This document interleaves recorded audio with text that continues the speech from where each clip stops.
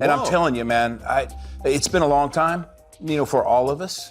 But anytime I hear Much Too Young to Feel This Damn Old, it just takes me right back to that. Yeah, moment. wow. Yeah, I love that. As one of the most commercially successful artists in music history, Garth Brooks has lived under intense public scrutiny for decades. But now, things are changing. Today, we'll take a careful look at the confirmed milestones, career highs and lows, and documented controversies that have shaped his journey.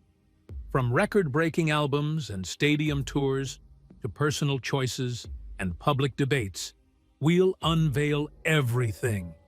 Garth Brooks is breaking the news, and so are we. Breakthrough and rise to fame. In the early 1980s, long before the stadium lights and record-breaking tours, the future of country music was quietly taking shape in small bars around Stillwater and Tulsa. At Oklahoma State University, a track and field athlete named Garth Brooks was throwing javelins by day and testing his voice by night. His performances were not glamorous. They were loud, crowded, unpredictable rooms filled with college students and bar regulars who didn't yet know they were watching the future best-selling solo artist in American history. At the time, Nashville was overflowing with hopeful singers. Thousands arrived every year chasing record deals. Almost none of them changed the genre. But Brooks wasn't approaching music the way Nashville expected. While many country singers stood still behind microphones, he moved. He sprinted across stages. He sweated through performances. He treated a small bar crowd as if it were an arena. That difference would become the spark. In 1987, he made the move that every country artist eventually makes. He packed up and headed to Nashville, the capital of country music. The odds were brutal. Record labels rejected him more than once. His first trip to Nashville ended in disappointment and a return to Oklahoma. But persistence mattered. By 1988, he secured a deal and began recording the album that would quietly ignite a revolution. When the debut album of Garth Brooks arrived in April 1989, the industry did not expect what followed. Country music was still largely confined to radio and traditional venues. Then the single Much Too Young began climbing the charts. Soon after came If Tomorrow Never Comes, a song that reached #1 on the country charts and introduced millions of listeners to a new emotional voice in country music. And then came The Dance, a ballad that would become one of the most iconic country songs ever recorded. The album ultimately reached #2 on the Billboard Top Country Albums chart and eventually became certified diamond in the United States. But the real story wasn't just the sales. It was the reaction. Fans weren't just listening. They were showing up in growing numbers, in larger venues, in louder crowds. By 1990, Brooks released No Fences, the album that transformed a rising star into a phenomenon. It spent 23 weeks at #1 on the country chart and sold more than 17 million copies in the United States alone. Songs like Friends in Low Places became cultural landmarks. Country music had always been popular, but now it was crossing into mainstream America in a way the industry had never seen before. Then came the moment that shocked the entire music world. In September 1991, Brooks released Ropeen the Wind. When it debuted at #1 on the Billboard 200 chart, it made history. No country album had ever debuted at the top of the all-genre chart before. That single statistic changed how the industry viewed country music overnight. The genre was no longer niche. It was now a dominant commercial force. The numbers kept climbing. Between 1990 and 1995, Brooks released a string of albums that sold millions within months. The Chase in 1992, In Pieces in 1993, and Fresh Horses in 1995 all debuted at #1. Stadiums that once hosted rock legends were suddenly filling with country fans. And that shift wasn't accidental. Brooks deliberately redesigned the country concert experience. His live shows became legendary. Pyrotechnics exploded above the stage. He used wireless microphones so he could run across massive arenas. He slid across stages, climbed rigging, and treated every concert like a rock spectacle. The touring numbers told the story clearly. By the mid-1990s, Brooks was regularly selling out stadiums with crowds exceeding 50,000 people per night. His 1996 to 1998 world tour grossed hundreds of millions of dollars, placing him among the highest-earning touring artists of the decade across all genres. By the end of the 1990s, the recording industry faced an undeniable reality. According to the Recording Industry Association of America, Brooks had become the best-selling solo artist in U.S. history, surpassing even Elvis Presley in certified album sales. He would eventually exceed 157 million certified units in the United States alone. But the impact went beyond numbers. Brooks had changed expectations. Country artists were no longer confined to rural audiences or regional radio. They could headline global tours. They could compete with pop and rock superstars. They could dominate mainstream charts. Artists who came after him entered an industry that Brooks had already transformed. By the late 1990s, the transformation was complete. But controversy followed success. Blamed for commercializing country music. By the early 1990s, the numbers were staggering. Country music had never seen anything like Garth Brooks. Millions of albums sold, stadium tours, cross-genre chart dominance. And in the heart of Nashville, the epicenter of country tradition, a quiet debate began turning into a loud argument. Country music has always guarded its identity fiercely. For decades, the genre had defined itself through storytelling, acoustic instrumentation, and a connection to rural American life. Their sound leaned on steel guitars, fiddles, and themes rooted in working-class realism. Then came Brooks, sprinting across arena stages, blasting pyrotechnics into the rafters and selling albums at a pace the genre had never experienced. The tension built fast. By 1991, Brooks had broken chart records with Ropin' the Wind, and country music was suddenly competing directly with pop and rock on the Billboard 200. To millions of fans, this was a triumph. To others, it was a warning. You see, Brooks openly embraced rock influences. His concerts looked more like arena rock shows than traditional country performances. Loud electric guitars, stadium lighting rigs, explosive stage effects. In interviews, he often cited influences outside country. That openness thrilled younger audiences but unsettled purists who believed country music should resist pop and rock influences. By the mid-1990s, the phrase "commercializing country" began appearing regularly in music journalism. Critics argued that Brooks's massive success was encouraging record labels to prioritize crossover appeal over tradition. If stadium concerts and pop-friendly productions sold tens of millions of records, why wouldn't the industry follow that formula? Country radio playlists began featuring more polished production, larger drum sounds, and broader lyrical themes. New artists arriving in Nashville faced pressure to appeal to mainstream audiences, not just traditional country listeners. Brooks was not the only factor in this change, but he was the most visible symbol of it. The debate became public during industry interviews and award shows. Some artists praised Brooks for expanding country's reach.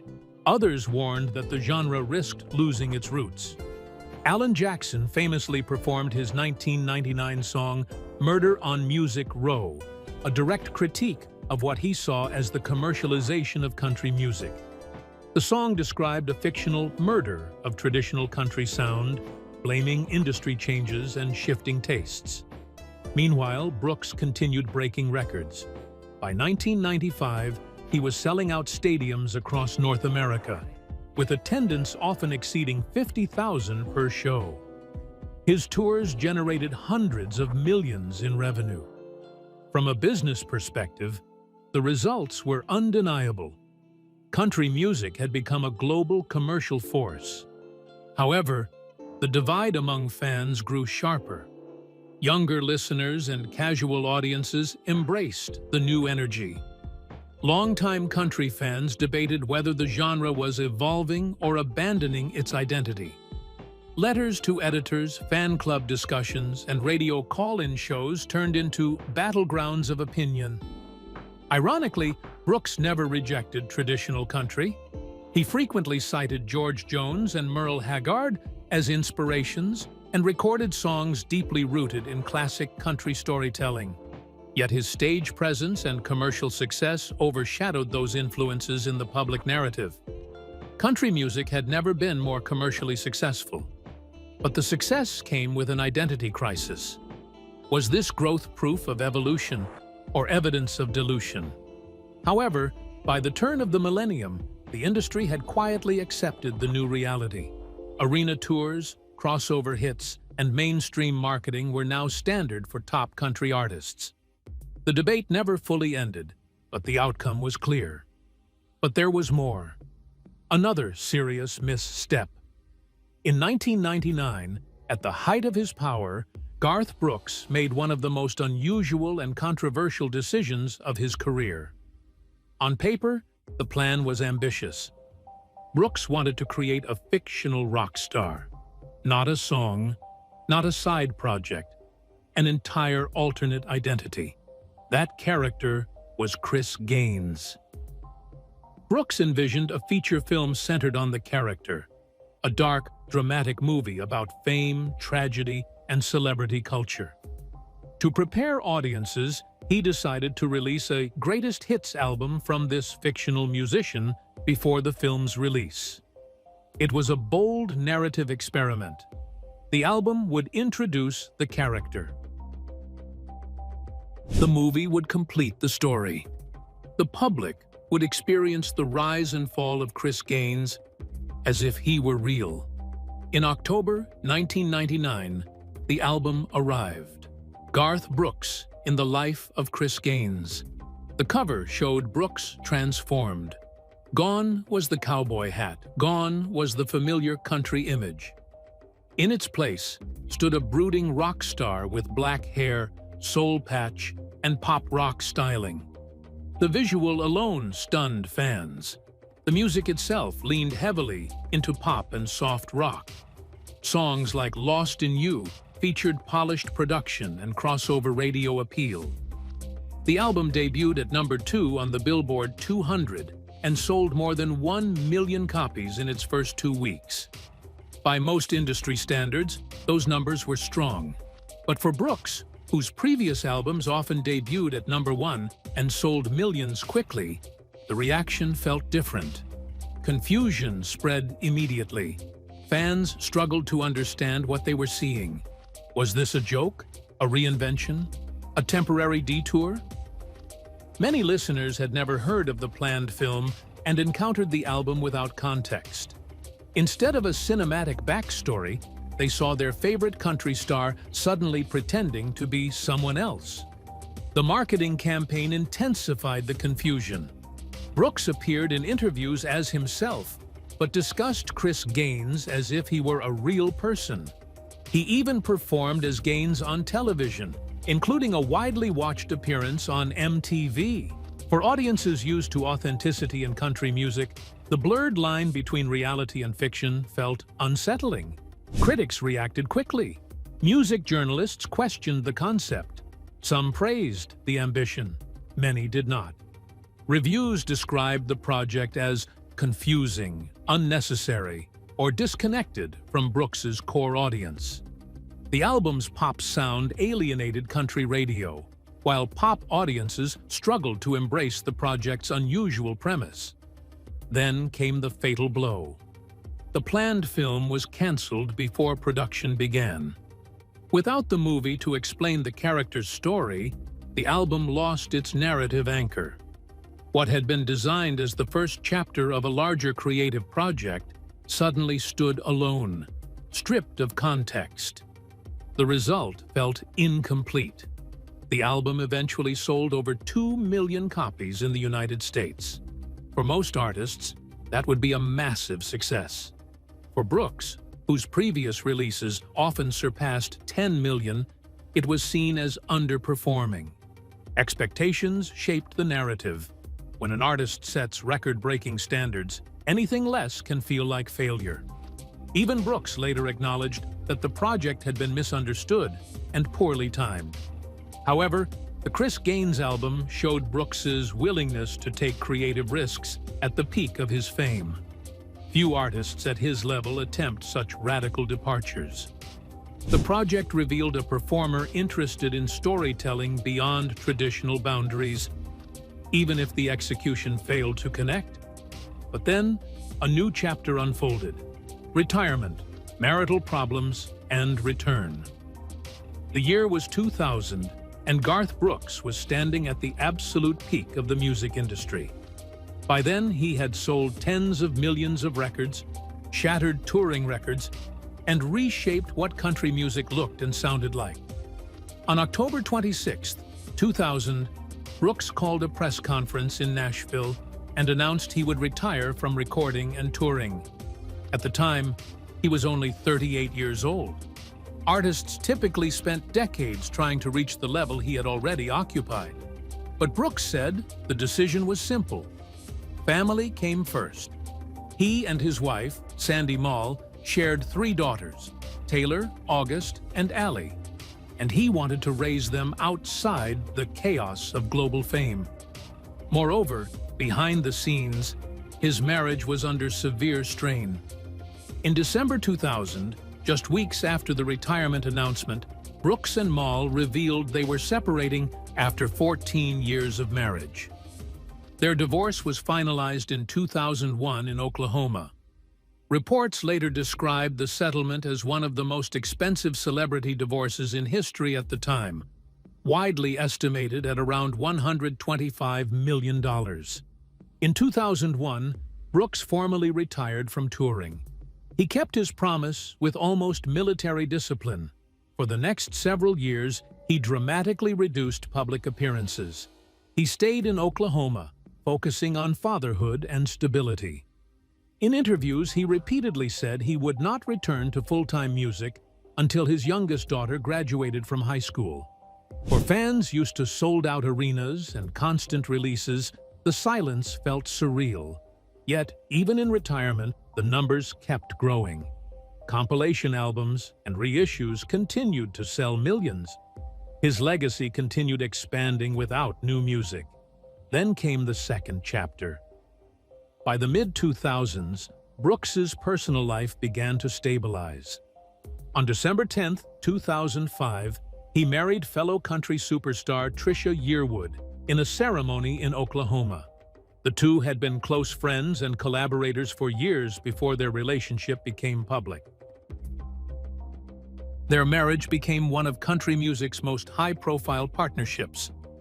They performed together frequently and became a prominent duo in Nashville culture. For more than a decade, Brooks carefully honored his promise about touring. He performed occasional shows and charity events, but avoided full-scale tours. Fans speculated constantly about a comeback. The suspense built slowly, year after year, until 2014. On July 10, 2014, Brooks announced his return to world touring. The news detonated across the music industry. Within hours, ticket demand surged at levels rarely seen. The comeback tour, officially called the Garth Brooks World Tour, launched in September 2014 in Chicago. Over the next 3 years, the tour became one of the most successful in music history.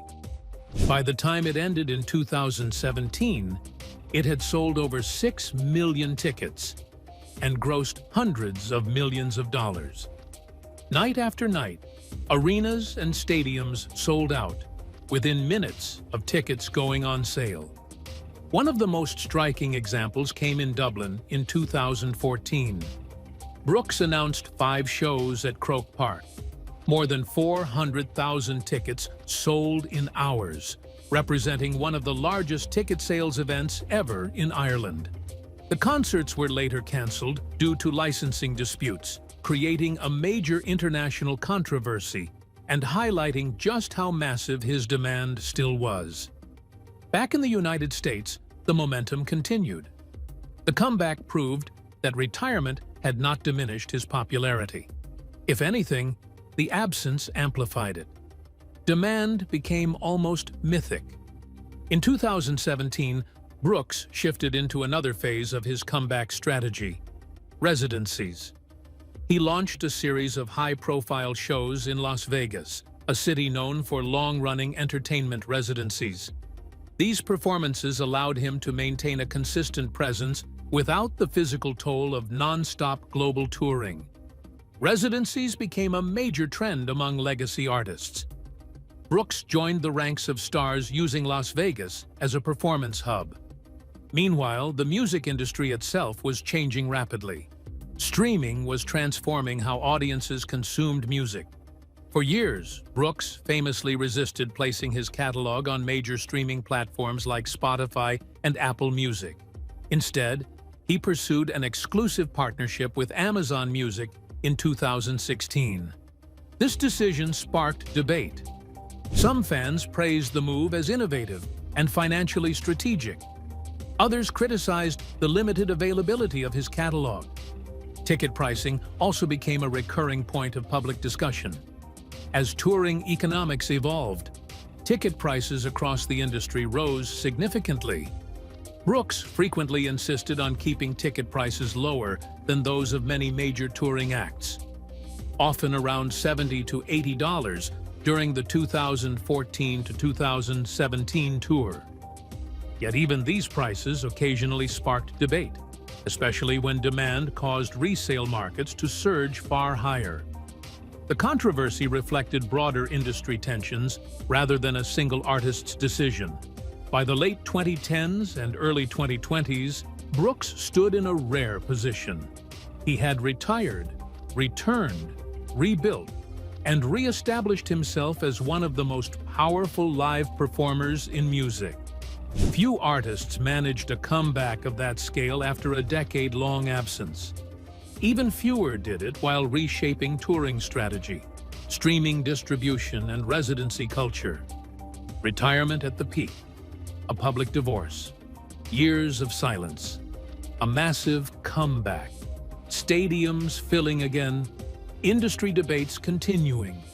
Every turn felt dramatic. Meanwhile, something else was going on, a peek behind the curtain. Over the decades, Garth Brooks built a parallel reputation beyond sold-out stadiums through philanthropy, disaster relief, and national events. Beginning in the late 1980s and 1990s, he and his then-wife, Sandy Mall, volunteered with Habitat for Humanity, physically helping build homes. After Hurricane Katrina in 2005, Brooks and Trisha Yearwood committed to long-term home-building efforts for displaced families. He participated in charity events after the 9/11 attacks and supported relief efforts following major U.S. disasters, including the 2010 Nashville floods. He also appeared at major national moments, performing at the 2018 state funeral of George H.W. Bush and the 2021 inauguration of Joe Biden, emphasizing unity over partisanship. However, after decades of sprinting, climbing rigs, sliding across platforms, and performing 2-plus-hour shows, the physical toll began showing in real time during performances. On October 31, 2014, while performing in Lexington, Kentucky, Brooks lost his footing on a moving stage platform and fell during the show. Only months later, in January 2015, he suffered another on-stage fall in Tulsa, Oklahoma, again involving the complex moving conveyor belt stage used on his comeback tour. That stage setup, filled with lifts, moving belts, and large-scale effects, had helped redefine country concerts. As the years have passed, Brooks has spoken more openly about the strain of maintaining the same intensity that defined his rise. Recovery takes longer now, travel has become harder, and the non-stop touring cycle is just impossible to keep up. His schedule shifted towards select performances and residencies in Las Vegas to reduce the physical toll of constant travel. At the same time, occasional concert postponements due to illness or logistics sparked rapid online speculation. With more than 170 million records sold worldwide, his era of total dominance naturally slowed as he entered legacy territory, following the later career arcs of Johnny Cash and Elvis Presley. After a lifetime spent pushing every show to its physical limit, it became clear that the pace that built the legend was never going to last forever. Well, that's it for now. Thanks for watching. Did you like this video? If you did, please consider liking, dropping a comment, and hitting the subscribe button so that you don't miss out on our new uploads. Also, don't miss this video you see on your screen right now. It's truly unbelievable.